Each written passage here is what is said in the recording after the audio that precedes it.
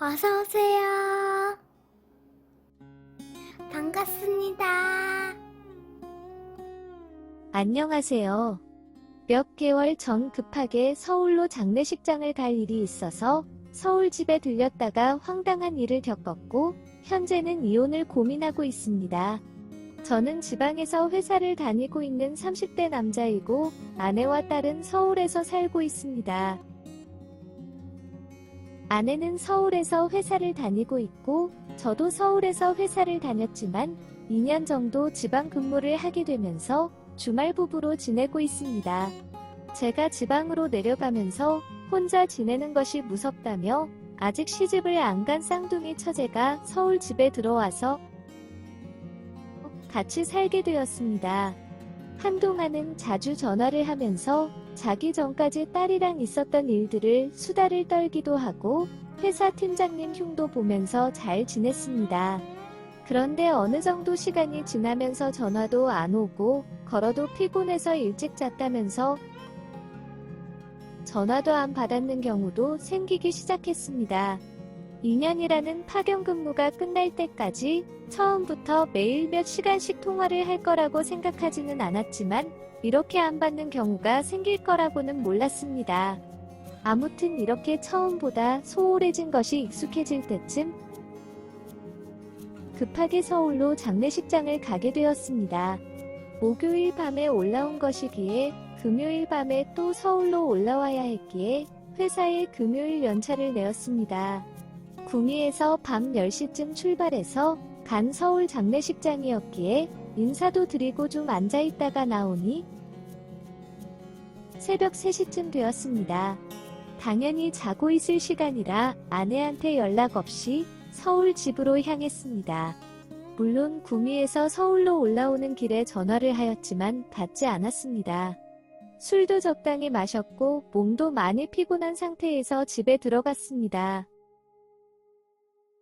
현관문에 못 보던 남자 신발이 여러 개 있었고 거실에는 먹다 남은 술판과 그 옆에서 이불 덮고 자고 있는 3살 된 딸이 있었습니다. 처제랑 아내가 둘이 마셨다고 하기에는 술병도 많았고 널브려 있는 컵들이나 식기들을 볼 때 절대 둘이 마신 술판이 아니었습니다. 오만 가지 나쁜 상상이 들기 시작했고 역시나 안방에서는 이상한 소리들이 들렸습니다. 조용히 문 앞에 서서 들어보니 남녀의 애정의미 소리였고 옷방에 있던 골프채를 들고서 한참을 고민했습니다. 들어가서 다 죽이고 끝을 내고 감옥에 가야 하나 남은 딸은 어떡하지 등등 많은 생각을 하다가 몇 년 전 형수의 바람으로 이혼한 친형이 생각났습니다. 절대 아내를 무조건 다 믿지 말고 감정적으로 대응하지 말고 최대한 많은 증거를 확보하고 확보한 증거가 무엇이 있고 얼마나 가지고 있는지 절대 상대방에게 말하지 말라는 친형의 충고가 생각이 났습니다. 끌어오려는 화를 참고 최대한 침착하자고 여러 번 다짐을 한 후에 카메라를 켜고 조용히 방문을 열었습니다.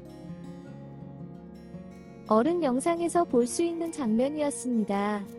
아내와 처제, 그리고 남자 셋이서 위아래, 앞뒤 할 것 없이 난잡하게 뒤엉켜서 놀고 있는데 얼마나 심취를 했던 건지 아니면 많이 취했는지 모르겠지만 제가 들어온지도 모른 채 계속 제 앞에서 뒤엉켜 놀았습니다.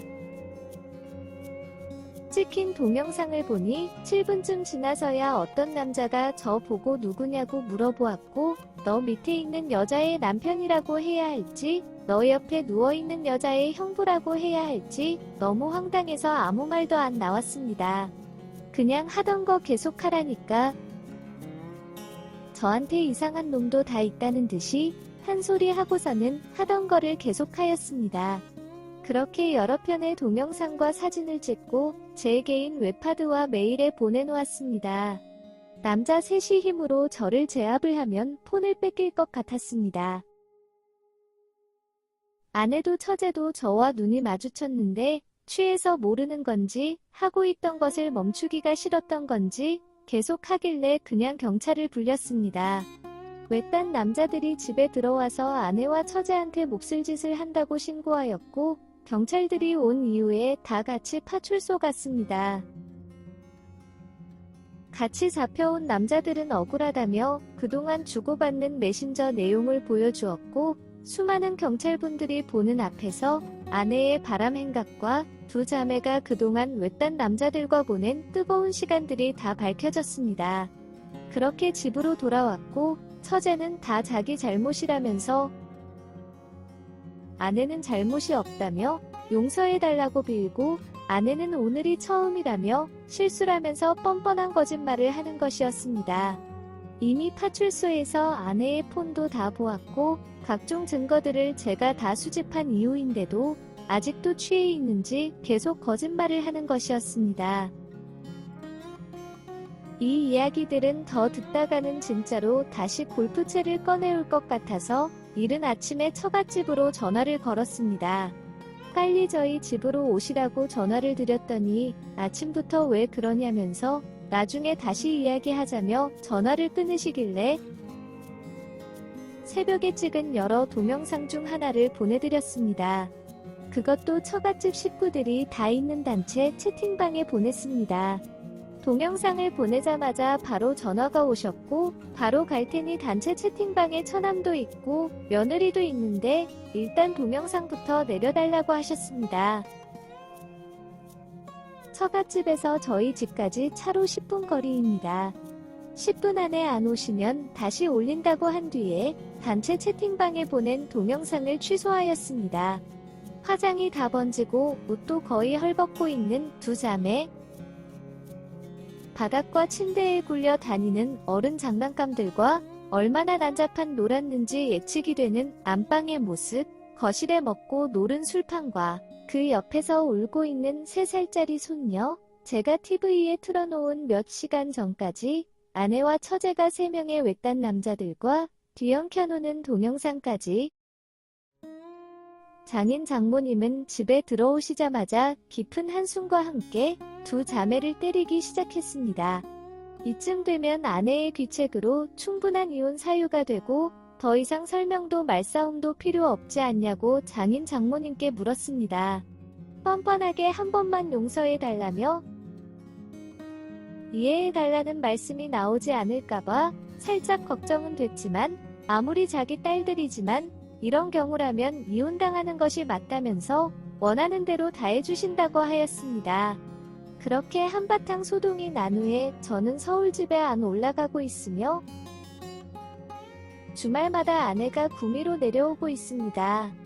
와서 묵묵히 밀린 집안일만 하고 조용히 다시 갑니다. 여러 번 용서와 함께 평생 자기 잘못을 뉘우치면서 저만 바라보며 살겠다며 다시 잘해보자고 아내가 말을 걸어왔지만 사실 아직도 그날 그 충격적인 장면이 잊히지가 않습니다. 아무 말도 대꾸도 하지 않은 채 투명인간 취급하고 있습니다. 그리고 이제는 아내에 대한 제 마음이 뭔지도 잘 모르겠습니다. 좋든 싫든 화가 나든 사랑하든 뭔가 감정이 있어야 되는데 만나도 아무런 감정이 없습니다. 아내의 적극적인 요구로 부부관계도 가져보았지만 즐겁지도 않고 기분만 더러웠습니다. 이혼이 맞는 거겠죠?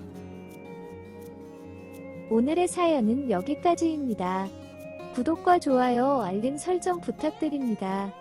긴 글을 읽어주셔서 감사합니다. 구독과 좋아요 꾹꾹 눌러주세요. 꾹꾹. 알림 설정도 꾹꾹 눌러주세요.